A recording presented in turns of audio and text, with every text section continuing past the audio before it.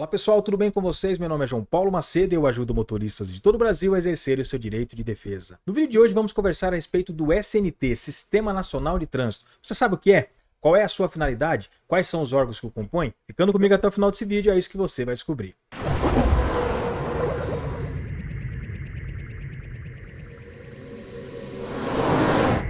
E eu quero começar aqui agradecendo a Rosângela, que é inscrita aqui do canal, me acompanha nas demais redes sociais e há muito tempo ela estava sugerindo esse tema e finalmente saiu. Espero que você goste, Rosângela, e depois deixe o seu comentário aqui sobre o que você achou. Pessoal, e em mais um vídeo por aqui eu fiz um compilado da legislação, porque quando falamos em SNT, começa lá no artigo 1º do Código de Trânsito Brasileiro e até o artigo 25 você vai encontrar diversas disposições. Não há condições de falar tudo aqui em um único vídeo, pois certamente ele ficaria muito longo. Então realmente é um resumo, é uma forma bem simplificada para que você possa entender. Então sem mais delongas, vamos lá para a tela do meu computador. O conceito e a finalidade do SNT você vai encontrar no artigo 5º do CTB, que diz que o Sistema Nacional de Trânsito é o conjunto de órgãos e entidades da União, dos Estados, do Distrito Federal e dos municípios que tem por finalidade o exercício das atividades de planejamento, administração, normatização, pesquisa, registro e licenciamento de veículos, formação, habilitação e reciclagem de condutores, educação, engenharia, operação do sistema viário, policiamento, fiscalização, julgamento de infrações e de recursos e aplicação de penalidades. Ufa, quanta coisa, né? Você percebe logo de início que o SNT é o coração do nosso trânsito aqui no Brasil. Ele é composto por diversos órgãos, onde cada um possui ali uma missão específica. Já adianto uma coisa para vocês, existe a possibilidade de convênio entre esses órgãos. Tudo isso visando uma melhor eficiência na prestação do serviço público. É possível, por exemplo, que um órgão fiscalizador de trânsito realize um convênio com outro para que ambos possam reforçar aquela fiscalização. Exemplo, órgãos estaduais, órgãos municipais. E agora uma pergunta bem frequente que eu recebo por aqui é: qual é a diferença de órgãos e entidades? Não é o objetivo desse vídeo, porque para que você possa entender melhor isso daqui, você vai ter que estudar a questão da organização da administração pública, seja ela direta, indireta, concentração, desconcentração, centralização, descentralização. Notou aí como é complexo? Mas aqui de uma forma bem simples mesmo, eu vou tentar explicar isso para vocês. Imagine que as entidades é como se fosse ali um corpo humano. Imagine aí um corpo humano. Já os órgãos, eles são os membros desse corpo humano. Exemplos de entidades: União, Estados, Distrito Federal e municípios. Mas veja, eles, por si só, não conseguem administrar toda a máquina pública, fazer toda a máquina pública funcionar. E para isso, eles precisam dos departamentos, dos ministérios, das secretarias. E quando falamos nisso, estamos nos referindo aos órgãos, pois é, são os órgãos que auxiliam as entidades para que juntos eles façam a máquina pública funcionar.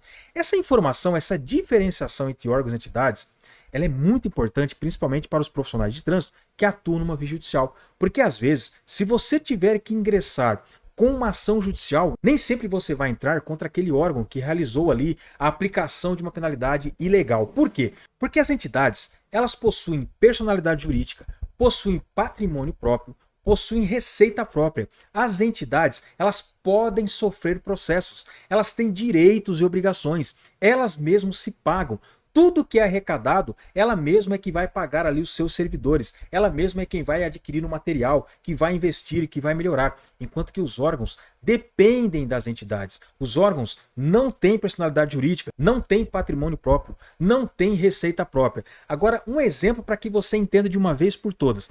Imagine que a Polícia Rodoviária Federal lavrou um auto de infração de forma ilegal, de forma irregular, e vai existir a necessidade de entrar com uma ação judicial.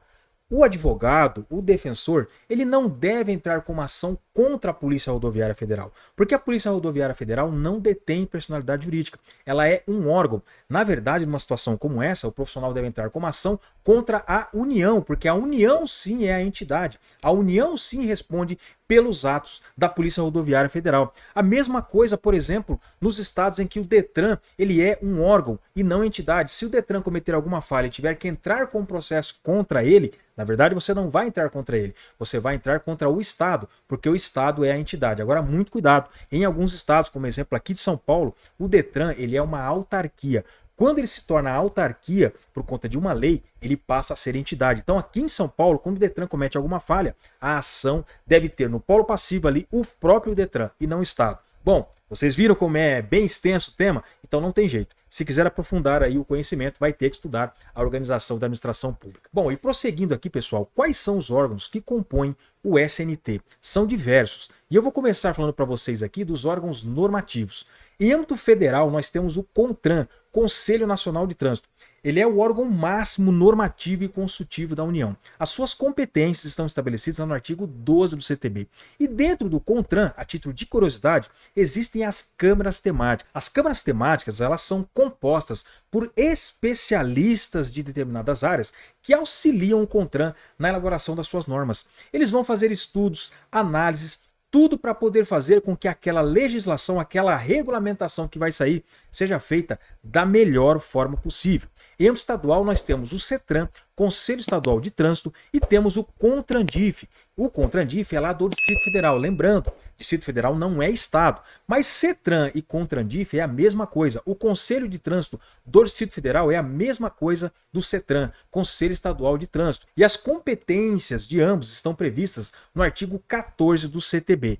Já em âmbito municipal, nós não temos uma definição a respeito da nomenclatura. Alguns municípios costumam usar o termo Conselho Municipal, em outros é o próprio órgão de trânsito municipal quem acaba fazendo a normatização, a regulamentação de dispositivos que são ali de sua competência. E se você quiser saber mais a respeito dessas competências, você tem que verificar o artigo 24 do CTB. Volto a dizer, aqui é só um resumo. Se você quiser aprofundar o conhecimento, você vai ter que verificar esses artigos que eu coloquei aqui embaixo. Coloquei aqui de forma proposital, justamente para poder incentivar a você a entender um pouco mais, a fazer a leitura deles. De uma forma geral, o que esses órgãos normativos fazem é normatizar, regulamentar, responder consultas e etc. Agora, órgãos executivos de trânsito. Em âmbito federal, nós temos a Senatran, Secretaria Nacional de Trânsito. A Senatran, ela é o órgão máximo executivo de trânsito da União. Suas competências são estabelecidas no artigo 19 do CTB. Já em âmbito estadual, nós temos o DETRAN, Departamento Estadual de Trânsito. Suas competências estão lá no artigo 22 do CTB. Em âmbito municipal, mais uma vez, não existe uma nomenclatura, mas aqui eu resolvi colocar o exemplo do DEMUTRAN, Departamento Municipal de Trânsito. Mas em alguns municípios utilizam outros nomes. A exemplo aqui da minha cidade, Leme, São Paulo. Aqui é a COMUTRAN, Coordenadoria Municipal de Trânsito. Competências, mais uma vez, estão estabelecidas no artigo 24 do CTB. E agora, de uma forma geral, o que esses órgãos executivos fazem? Eles fiscalizam, administram e executam as normas e diretrizes estabelecidas. Agora, uma curiosidade, você sabia que a competência para expedir a sua CNH, a sua permissão para dirigir, a PID, o CRLV, que é o documento do seu veículo, é da Senatran? É isso mesmo, é a Senatran quem deveria expedir. Mas quando você vai avaliar o artigo 22 do CTB, você vai verificar que, mediante delegação da Senatran, quem acaba fazendo esse serviço de expedição é o DETRAN. E aqui já entra um exemplo que eu citei no início desse vídeo, quando falei a respeito de convênio. Existe a possibilidade de convênio, existe a possibilidade de delegação para que um órgão acabe fazendo a função que é de outro. Tudo isso para poder dar maior efetividade, melhor eficiência na prestação do serviço público. E os órgãos executivos rodoviários, quem são? Em âmbito federal, nós temos o DENIT, Departamento Nacional de Infraestrutura de Transportes. Em âmbito estadual, não existe também uma nomenclatura. Cada órgão adota o nome que melhor lhe convém. Mas a maioria costuma utilizar a nomenclatura de DR, Departamento de Estradas de Rodagem. Mas lá no Rio Grande do Sul, por exemplo, temos o DAER. Lá em Santa Catarina temos o SIE, ou CIE, como alguns costumam chamar. Na Bahia nós temos o CEINFRA. Veja, não existe uma regra. Em âmbito municipal, normalmente não existe um órgão executivo rodoviário, porque na verdade é o próprio órgão municipal que acaba fazendo tudo. E mais uma vez eu trouxe o exemplo aqui da DEMUTRAN. E se você quiser saber as competências dos órgãos executivos rodoviários, todos eles, independentemente de ser federal, estadual ou municipal, você vai encontrar a previsão no artigo 21 do CTB. De uma forma geral, o que esses órgãos fazem é fiscalizar, sinalizar, aplicar penalidades e etc. E quais são os órgãos fiscalizadores componentes do SNT? Em âmbito federal nós temos a PRF, Polícia Rodoviária Federal, suas competências no artigo 20 do CTB. Em âmbito estadual nós temos a PM, Polícia Militar, ou PMRV, Polícia Militar Rodoviária, suas competências, artigo 23 do CTB. Em âmbito municipal, quem são os órgãos fiscalizadores? São os próprios agentes de trânsito daquele município, e eu coloquei aqui entre parênteses a GCM, a Guarda Civil Municipal. Por que será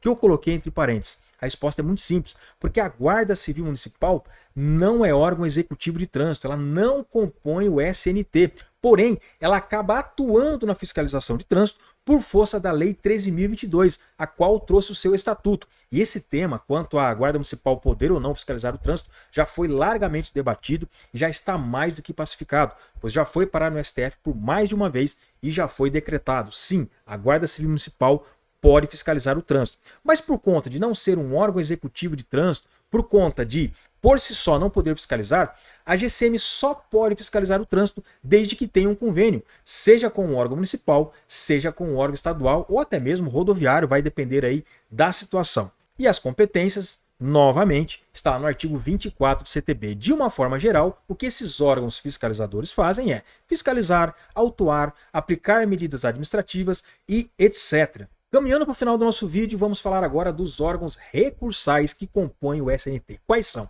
Em âmbito federal, estadual e municipal, nós temos aqui um órgão comum, que é a JARI, Junta Administrativa de Recursos de Infrações. O que a JARI faz? Ela julga recursos em primeira instância. Junto a cada órgão executivo, precisa ter uma JARI.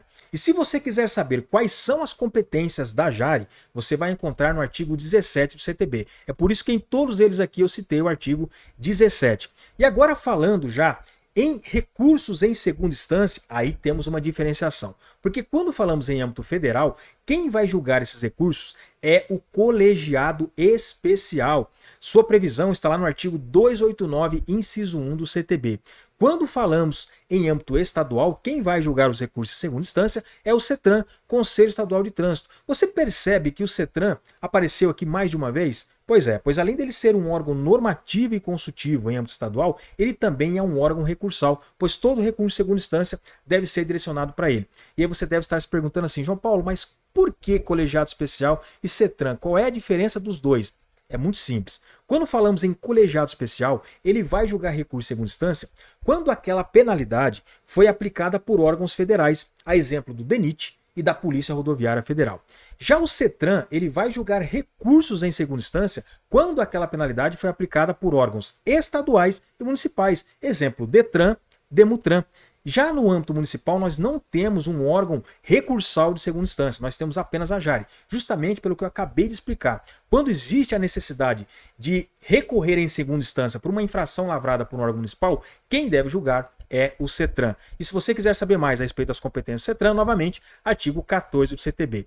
Embora redundante, o que esses órgãos recursais fazem é julgar recursos administrativos. Bom, pessoal, então de uma forma assim bem simples, bem direta, tentei trazer para vocês aqui o máximo de informações possíveis a respeito do Sistema Nacional de Trânsito. Espero que você tenha entendido, espero que você tenha compreendido e novamente reforço aqui a necessidade de que se você quiser aprofundar o conhecimento, vai ter que estudar esses dispositivos que eu fui citando aqui no meu material. Então esse foi o vídeo, se você gostou eu peço que você me ajude, deixa aí o teu like, se inscreve aqui no meu canal, ative as notificações porque aqui tem conteúdo novo toda semana.